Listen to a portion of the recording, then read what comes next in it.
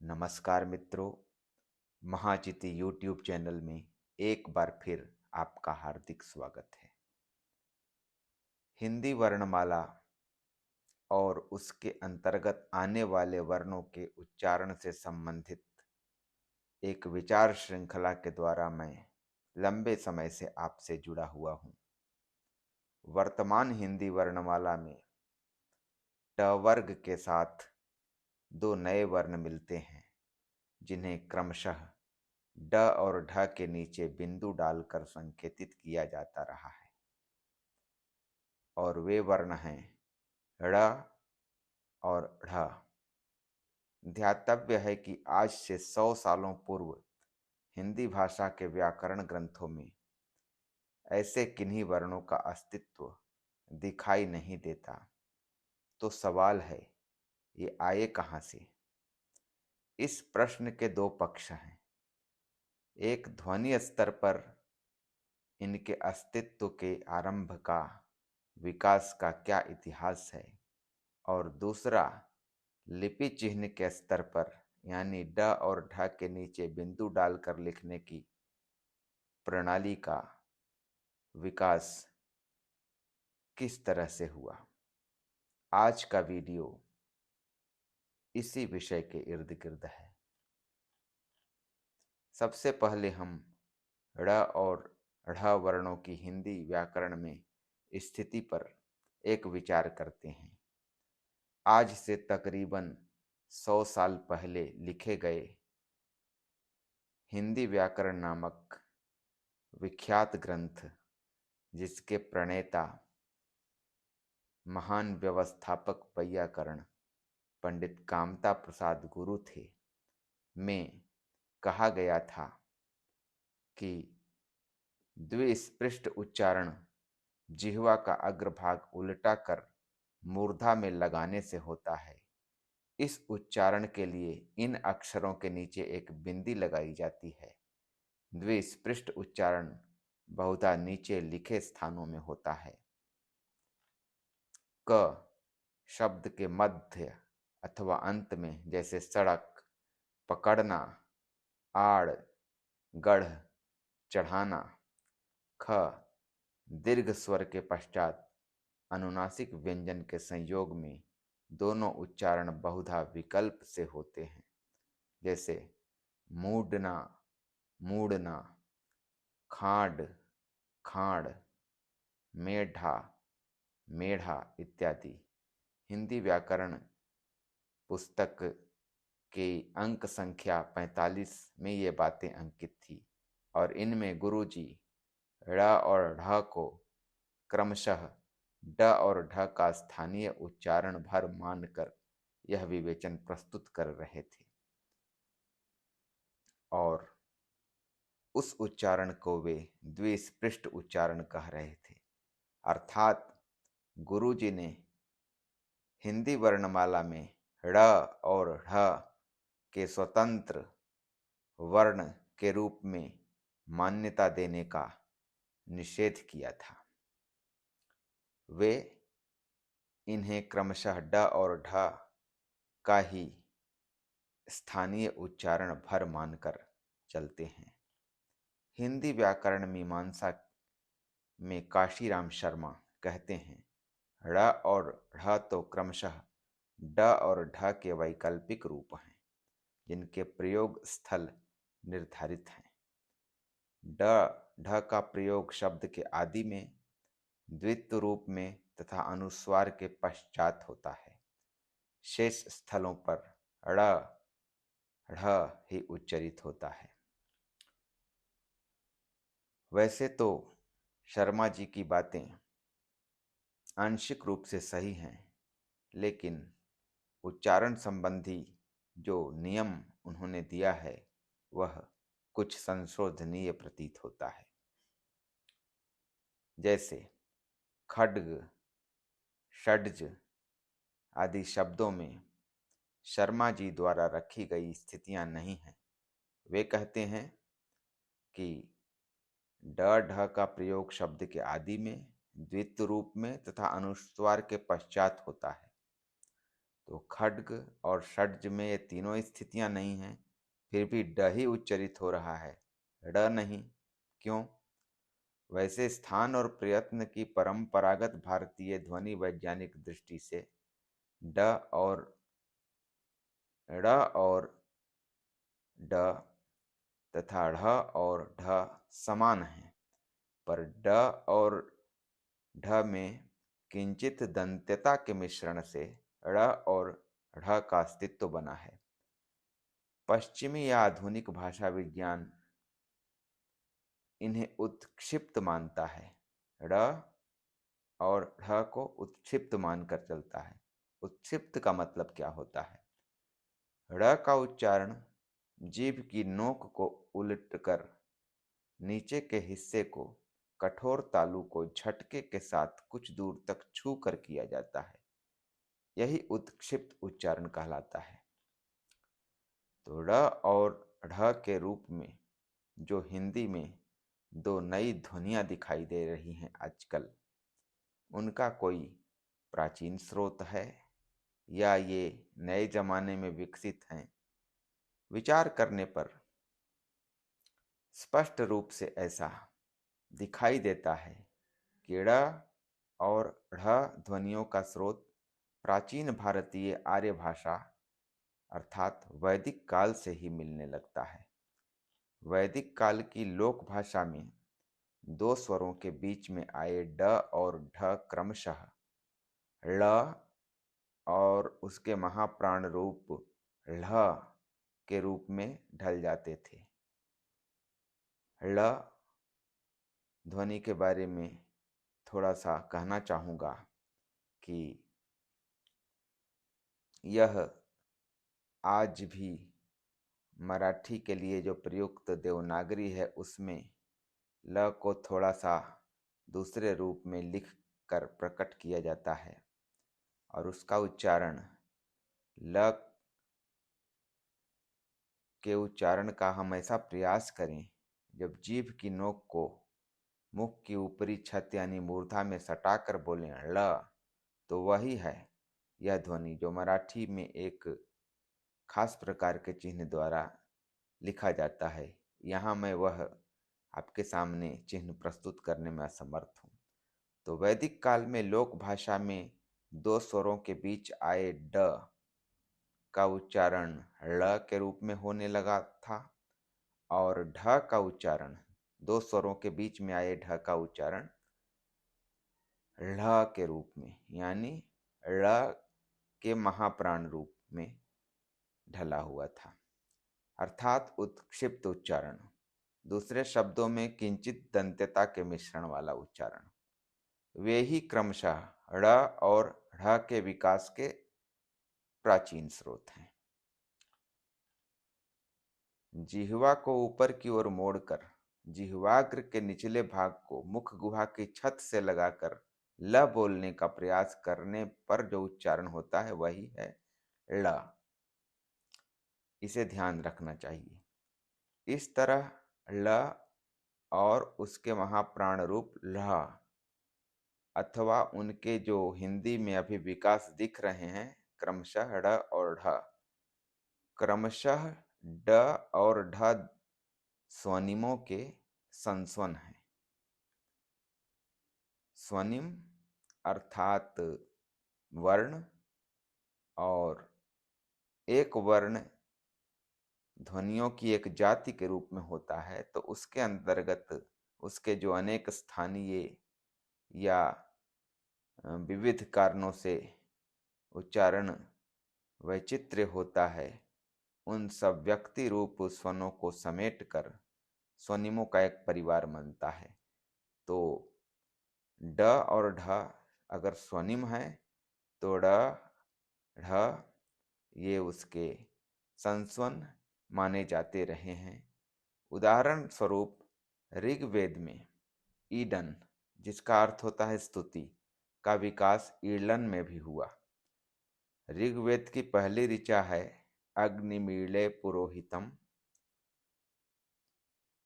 यज्ञस्य देवमृत्विजम होतारम रत्नधातमम। इसमें जो अग्निमीळे तो कुछ लोग इसका उच्चारण अग्निमीडे भी करते हैं और कुछ लोग अग्निमीले भी करते हैं। तो इसमें ईले, ईडे, इले की मौजूदगी है। इसी ऋचा के सायण भाष्य में आया हुआ है कि अग्नि नामकम देवम ईले स्तौमि, ईड स्तुतौ इति धातुः डकारस्य लकारो बहुव्रीचाध्ये त्रिसंप्रदाय प्राप्तः तथा च पठ्यते। एक श्लोक है, अज मध्यस्थ डकारस्य लकारम बहुव्रीचा जगुः, अज मध्यस्थ ढकारस्य लहकारम वै यथाक्रमम। अर्थ यही है कि अच मध्य यानी दो स्वरों के मध्य में जब डकार आता है तो वह ल के रूप में परिणत होता है, और दो स्वरों के बीच में जब ढ आता है तो वह ढ के रूप में यानी ल के महाप्राण रूप में परिणत हो जाता है। परवर्ती साहित्यिक या शास्त्रीय संस्कृत में ल और उसके महाप्राण रूप ढ, अथवा दूसरे शब्दों में हम कहें कि ड़ और ढ को नहीं अपनाया गया। पाणिनि ने वर्ण समाम्नाय यानी माहेश्वर सूत्र में ड और ढ की गणना तो की, जैसे घढ़धस जब गढ़दश, पर ल और लह और अथवा ड़ और ढ की गणना नहीं की।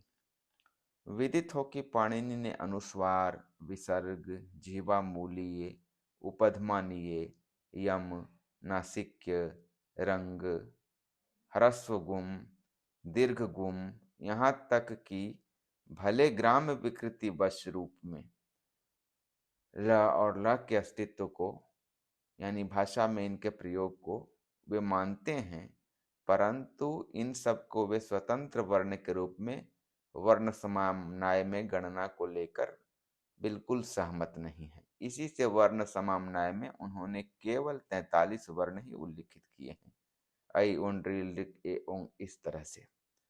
लेकिन ल और उसके महाप्राण रूप लह अर्थात ड़ और ढ की यह लोक परंपरा पाली प्राकृत अपभ्रंश के रास्ते हिंदी तक चली आई और उसने अपनी साहित्यिक भाषा में ड़ और ढ के रूप में इसे जगह दी। भाषा विज्ञान की भारतीय परंपरा और पाणिनि नामक पुस्तक में रामदेव त्रिपाठी का कहना है कि आचार्य वेद मित्र ड का स्थान जिह्वा मूल तथा तालु मानते हैं तथा दो स्वरों के बीच में आने पर इसका ळ मानते हैं, जैसे इडा, इला, और उष्म के साथ योग रहने पर यह डकार ही ढकार होकर दो स्वरों के बीच में आकर दो स्वरों के बीच लह यानी ळ का महाप्राण रूप बन जाता है, जैसे साढ़ा, साल्हा। किंतु दोनों ओर स्वर नहीं रहने पर यह आदेश नहीं होगा। तमिल भाषा में तमिल, मैथिली में निफल की जगह निफल जैसा उच्चारण होता है। संभव है कहीं कहीं क्षेत्रीय बोलियों में ल और ल से मिलता जुलता उच्चारण सुरक्षित हो।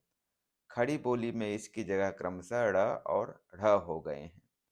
ये ड़ तथा ढ़ भी दो स्वरों के बीच में पड़ने पर ही रहते हैं, अन्यथा ड और ढ हो जाते हैं। इस लक्षण से ऐसा प्रतीत होता है कि ये भी ळ और ढ के ही अवशेष हैं, जैसे मंडल में ड परंतु उसके भोजपुरी अपभ्रंश में मड़र, खड़ी बोली में मडराना, एरंड का रेड़, मंडन का मढ़ना और गड्ढा का गढ़ा, ढाढ़स आदि। ये रामदेव त्रिपाठी के शब्द हैं। आगे वे कहते हैं कि ळ और ल्ह ध्वनि को पाणिनि ने संस्कृत में मान्यता नहीं दी है। उन्होंने कडारम, पीड़ा, क्रीड़ा ऐसे प्रयोग किए हैं। कराड़, पीड़ा, क्रीड़ा नहीं। यह ळ और ढ़ उच्चारण ग्राम्य विकृति थी। परिनिष्ठित संस्कृत में इन्हें स्थान नहीं मिला। परदेशीय परंपरा से ये हिंदी में ड़ और ढ़ बनकर आ गए हैं, जैसे गढ़ना, पढ़ना, सड़ना, लड़ना, गढ़ना, मढ़ना, गाढ़ा, काढ़ा इत्यादि। अब इन्हें ड तथा ढ का ही सजातीय मानना चाहिए। जैसे ज क फ में संघर्षण से ज ख फ हो जाते हैं, वैसे ही ड ढ में दंत्यता के मिश्रण से ड़ ढ की निष्पत्ति होती है। इसके बाद रामदेव जी यह भी कहते हैं कि ळ भी क्रमशः ल बन गया, ईडा से इला और उससे इला तैयार हो गया। बाद में हिंदी ने जनभाषा में प्रचलित ल के विकृत उच्चारण से नई लिपि ड़ को गढ़ा, अर्थात ड के नीचे बिंदु लगाकर गढ़ा। कई भाषा वैज्ञानिक जैसे Siddheshwar Verma critical studies in the phonetic observation of Indian grammarian नामक ग्रंथ में और विश्वनाथ दिनकर नरवणे भारतीय व्यवहार कोश नामक ग्रंथ में ड़ और ढ़ को उत्क्षिप्त मानते हैं, लेकिन स्पर्श नहीं मानते। परंतु रामदेव त्रिपाठी कहते हैं कि उत्क्षिप्तता से स्पर्श का विरोध नहीं है। उनके अनुसार यह उत्क्षिप्त स्पर्श वर्ण है। भाषा विज्ञान की भारतीय परंपरा और पाणिनि में रामदेव जी का यह प्रतिपादन है। इस प्रकार ड़ और ढ भले क्रमशः ड और ढ से विकसित हुए हैं, अथवा कुछ भाषा वैज्ञानिकों के अनुसार उनके ये संस्वन या उपस्वन मात्र हैं। जैसे बाबूराम सक्सेना ने ढ को ढ ध्वनि ग्राम की ही एक ध्वनि माना है। परंतु उच्चारण भिन्नता और विभिन्न शब्दों में वितरण के हिसाब से हिंदी में आज ये स्वतंत्र वर्ण की हैसियत पा चुके हैं। इन्हें ट वर्ग में जगह दी गई है, यानी ट वर्ग में 5 की जगह अब 7 और स्पर्श वर्णों में अब 25 की जगह 27 वर्ण माने जाएंगे। हिंदी वर्णमाला आज की यही है। इस विवरण के अनुसार ढ स्पष्टतः ढ का रूपांतर है, परंतु कई भाषा वैज्ञानिक यह भी मानते हैं कि ढ वस्तुतः ड़ का रूपांतर है। जैसे सिद्धेश्वर वर्मा कहते हैं कि ढ वस्तुतः ड़ का रूपांतर है, न कि ढ का। लेकिन रामदेव त्रिपाठी ने साफ शब्दों में कहा है कि ढ की ही जगह क्रम से पहले ढ और फिर ढ हुआ है। वैसे देखा जाए तो ढ ड़ का महाप्राण रूप तो प्रतीत होता ही है, यानी ड़ में ह का अंश मिलने से लगता है कि ढ बना है। हिंदी भाषा में वितरण के हिसाब से विचार करने पर यह तो स्पष्ट है कि ड़ और ढ को अलग वर्ण के रूप में मान्यता देने का जोर बढ़ता है। इन्हें हिंदी में अलग वर्ण मान लेना ही बेहतर विकल्प है। भले 100 साल पहले के व्याकरण ग्रंथ में पंडित कामता प्रसाद गुरु ने इन्हें अलग वर्ण के रूप में मान्यता नहीं दी थी, लेकिन आज इन्हें अलग वर्ण के रूप में मान्यता देने का जोर बढ़ता है और इन्हें मान लेना चाहिए, और मोटे तौर पर हिंदी व्याकरण ने मान भी लिया है। यही तो हिंदी की अपनी विकसित ध्वनियां हैं। शेष तो प्रायः संस्कृत से चली भारतीय आर्य भाषा परंपरा से प्राप्त है। ड़ और ढ हिंदी में नवीन ध्वनियां हैं, जो प्रायः शब्दों के अंत में 2 स्वरों के बीच में पाई जाती हैं। हिंदी के सभी संस्कृतागत कथित तत्सम शब्दों में केवल आरंभ में या व्यंजन संयोग की स्थिति में ड और ढ का उच्चारण होता है।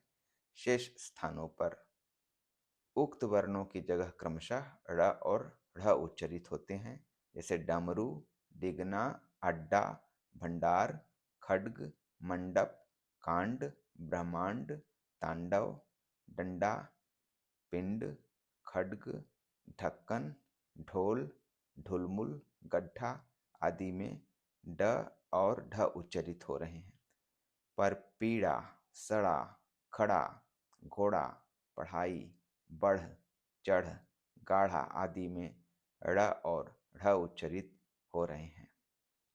एक प्रश्न उठता है कि अडिग में तो दो स्वरों के बीच में भी ड दिख रहा है, पर यहाँ ध्यान देने की बात यह भी है कि मूल शब्द डिग है, जिसके आदि में ड उच्चारण है, जिससे समस्त पद अडिग बना है।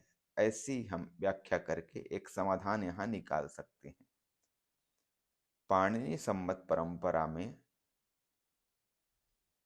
पीड़ा, क्रीड़ा आदि का ही प्रयोग किया जाता था, पर आज के कई संस्कृतज्ञ भी लोक के प्रभाववश पीड़ा, क्रीड़ा, मूढ़, गाढ़, गूढ़ आदि बोलने और लिखने लगे हैं। अब हम लिपि चिन्ह के सवाल पर विचार करते हैं कि आखिर ड के नीचे बिंदु डालकर ड और ढ के नीचे बिंदु डालकर ढ के लिखने की परंपरा कैसे शुरू हुई।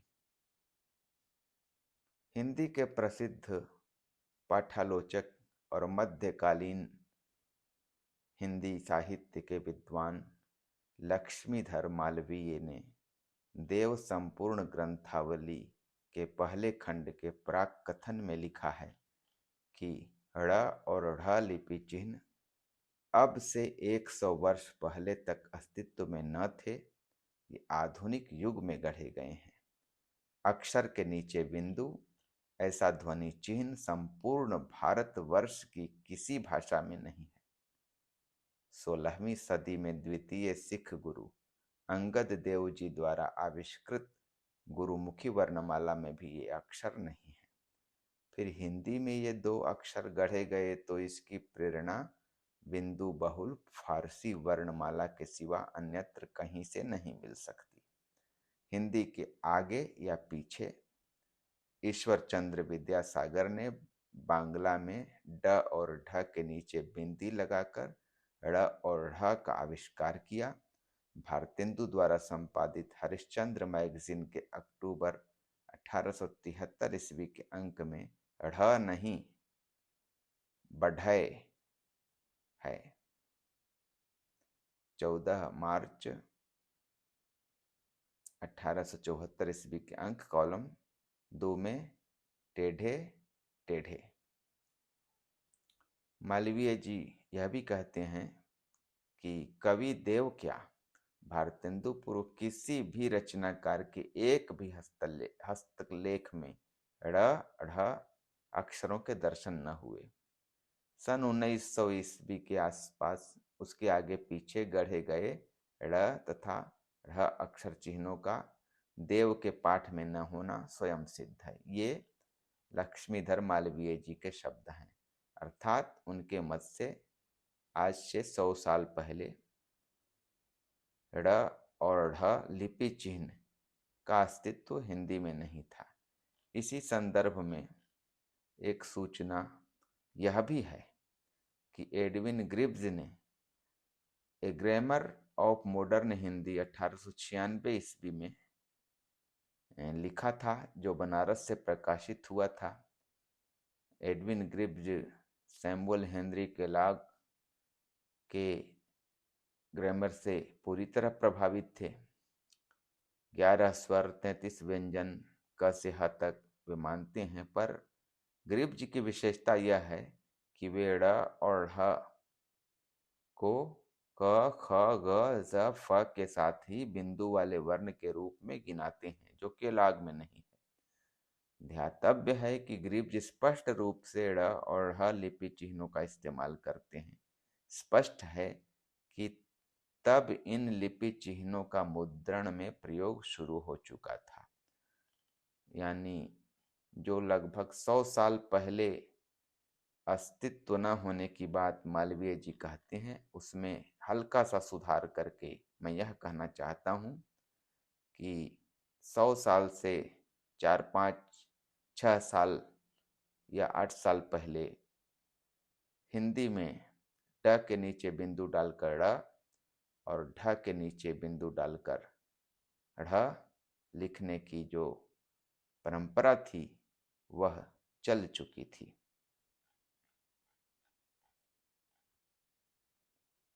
मालवीय जी ने तुलसी, जायसी आदि प्राचीन कवियों के पाठ में इन लिपि चिन्हों को मिलाए जाने की पंडित रामचंद्र शुक्ल जैसे पाठालोचकों की पद्धति से घोर असहमति व्यक्त की है। जैसे इन कवियों के पाठ निर्धारित करते समय बड़, बढ़ जैसे शब्द उन ग्रंथों में माने गए और उस तरह से मुद्रण कराए गए, इससे मालवीय जी असहमत हैं।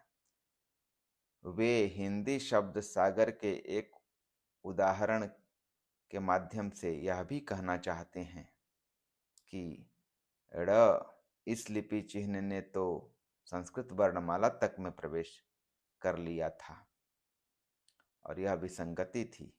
हिंदी शब्द सागर में जैसे कोरा का स्रोत बताते हुए क्रोड़ संस्कृत ऐसा उस शब्द सागर में लिखा गया है, तो संस्कृत वाले भी ड़ और ढ़ को अपनाने लगे थे और यह विसंगति है क्योंकि पाणिनि सम्मत संस्कृत में ड़ और ढ़ को नहीं माना गया। यह हमें भूलना नहीं चाहिए। इसी संदर्भ में एक प्रश्न उठता है कि हिंदी में जो पीड़ा, क्रीड़ा, व्रीड़ा आदि शब्द चल रहे हैं, तो इन्हें हम तत्सम माने कि तद्भव माने, क्योंकि संस्कृत में तो पीड़ा, क्रीड़ा, व्रीड़ा होंगे और तत्सम के बारे में सिद्धांत यह बताया गया है कि संस्कृत से सीधे आकर हिंदी में प्रयुक्त होने वाले शब्द तत्सम कहलाते हैं। यह हिंदी व्याकरण के सिद्धांत की समस्या है। इस पर आप मित्रों क्या सोचते हैं, यह बताने का कष्ट करें।